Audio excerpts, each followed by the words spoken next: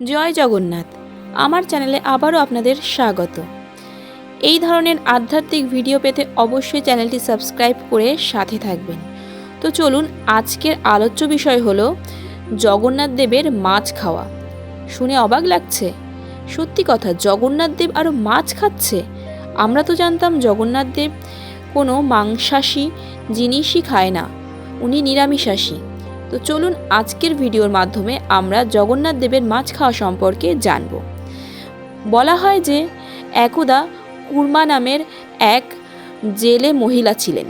তিনি একদা জগন্নাথ দেবের মন্দিরে আসেন।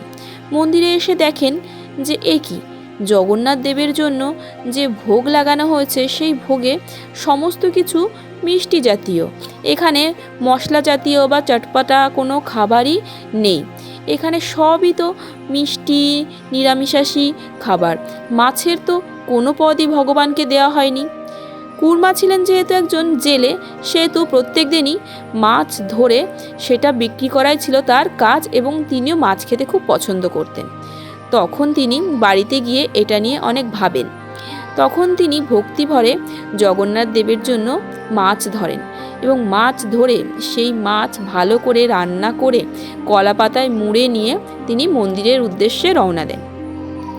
তার মনে ছিল অজস্র ভক্তি। দেখুন, বিশ্বাসে মেলায় বস্তু তর্কে বহুদূর। ভক্তি আর বিশ্বাস মিলে একাকার হয়ে গেছে এখানে। এতটাই বিশ্বাস, এতটাই ভক্তি ছিল জগন্নাথ দেবের প্রতি যে সেই ভক্তের ভক্তিতে ভগবান জগন্নাথ দেব কিন্তু সাড়া দিতে তিনি পিছুপা হননি। মাছ আনা সত্ত্বেও কিন্তু জগন্নাথ দেব তার ভক্তির কাছে হার মেনেছে। তিনি যখন মন্দিরে প্রবেশ করছে তখন মাছের তো একটা গন্ধ বেরোবেই। সেই গন্ধ শুকে পুরোহিতরা তাকে মন্দিরের ভেতরে প্রবেশ করতে দেয় না, এবং তার ভোগকে, তার প্রসাদকে তারা ছুঁড়ে ফেলে দেয়। হ্যাঁ, কিন্তু যখন ছুঁড়ে ফেলার পরে তার ভোগ সেই কলা পাতা খুলে দেখে, তার মধ্যে দিয়ে কিন্তু কাঁঠাল বের হয়। এটা দেখে তারা সত্যি লজ্জা অনুভব করে এবং তার কাছে ক্ষমা প্রার্থনা করে। তারপর স্বয়ং কুর্মা দেবীও সেইটা দেখে অবাক হয়ে যান। তিনি ভাবেন, আমি তো এর মধ্যে মাছ নিয়ে এসেছিলাম, তাহলে সেটা কিভাবে কাঁঠালে পরিণত হয়ে গেল? এটা স্বয়ং ভগবানের লীলা ছাড়া আর কিছু না। তিনি এই লীলার মাধ্যমে বোঝাতে চাইছেন, তুমি ভক্তিভরে হয়তো আমার জন্য এনেছো, কিন্তু আমি শুদ্ধ শাকাহারী, আমি মাছ মাংস এ সমস্ত ভক্ষণ করি না।